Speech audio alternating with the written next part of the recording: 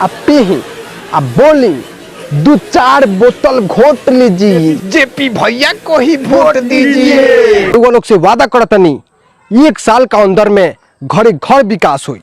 बा महाराज यहाँ तक गांव में एगो विकास हो बाकी गांव भर के लोग का बा। गांव के रोगी शहर जाए से पहले स्वर्ग ना पहुंच जाओ।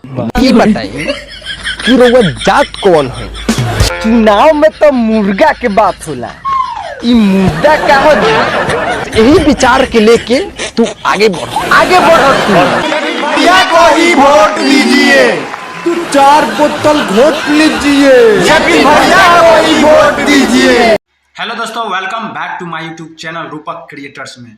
आप भी हंसने के लिए तैयार है, कहा कि कॉमेडी वीडियो में आदमी मनोरंजन और दिमाग को एक्टिव झूठ बोल रहा है, ये बकवास कर रहा है। अरे मैं तो इसी को ढूंढ रहा था। करने के लिए वीडियो देखते हैं तो आपके लिए यह मजेदार वीडियो जेपी यादव का बिहार के चुनाव वाला लेकर आए हैं, उसी पे रिएक्शन देने वाले हैं। तो इस वीडियो को आप लोग पूरा अंत तक जरूर देखिएगा, बहुत ही मजा आने वाला है। तो बिना देरी के वीडियो को स्टार्ट करते हैं। चलिए रुको जरा, सबर करो। अब के नेता जौन बाना से एकदम देश के बर्बाद कर दिले। जनता त्राही माम बा आज के जमाना में, कोनो उपाय नहीं।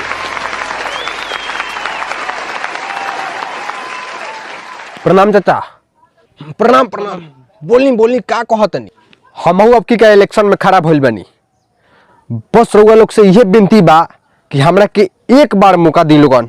हम रउआ लोग से वादा करतनी 1 साल का अंदर में घरे घर विकास हुई। बा महाराज यहाँ तक गांव में एगो विकास हो बाकी गांव भर के लोग का बा। रउआ कहीं कि घरे घर विकास हुई। हाँ दे, हमरा विकासवा के बारे में कुछ कहतो जम हुई ना, तो हमरा से बेजाय कोई ना हो। अच्छी लगे चैनल को सुनी जी, फेकन के बात मत पड़ी। हमार बेटा तो एकदम हीरा हो, हीरा।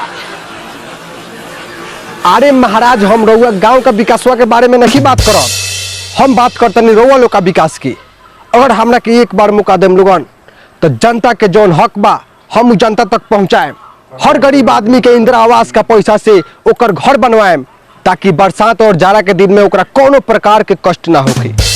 हर पंचायत में अस्पताल बनवाएं, ताकि दोस्तों इस वीडियो में आपको बहुत ही मजा आने वाला है।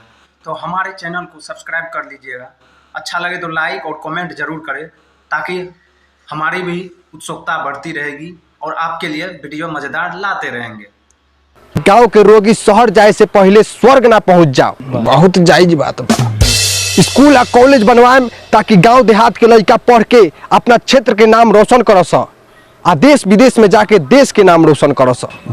आ सबसे बड़ा बात, अगर रउआ हमरा के जितावतनी तो रउआ घर का लड़का सियान का बाहरा में जाके कमाए के ना पड़ी। हम यही जब फैक्ट्री लगवाएं, ताकि यहाँ का लोग का बाहर में जाके दर के ठोकर ना खाए के पड़ो। वाह, विचार तो राउर बहुत सुंदर बा, अति सुंदर, बहुत सुंदर। लेकिन रउआ पहले ई बताई कि रउआ जात कौन है? वोट थोड़े ना दिया जाए कोई के। अरे महाराज, अब की का चुनाव में जाति या धर्म के बात ना हुई, अब की का चुनाव में खाली मुद्दा के बात हुई। मुद्दा की चुनाव में तो मुर्गा के बात होला, ये मुद्दा का हो? बुझाता ही कोनो नया आइटम। ठीक कहतरी। रे चुप सा। देखो बबुआ, विचार तो तहार बहुत सुंदर बा, मतलब तहार विचार सुन के तब विचार करता कि अब की तोहरे के वोट दिया।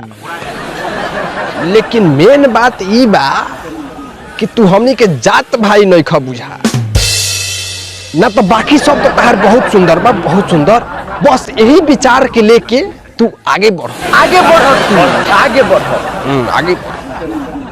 2-4 बोतल घोट लीजिए। भैया को ही वोट दीजिए। 2-4 बोतल घोट लीजिए। भैया को ही वोट दीजिए। 2-4 बोतल घोट लीजिए। बोतल मिला था का नेताजी? हम तो सुनता नहीं कि बिहार में बोतल बंद हो गई बा। बात महाराज, बोतल नु बंद हो गई बा, अब ड्राम चलता।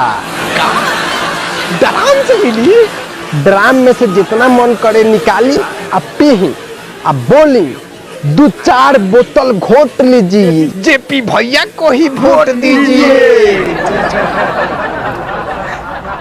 दो चार बोतल घोट लीजिए, जेपी भैया को ही वोट दीजिए।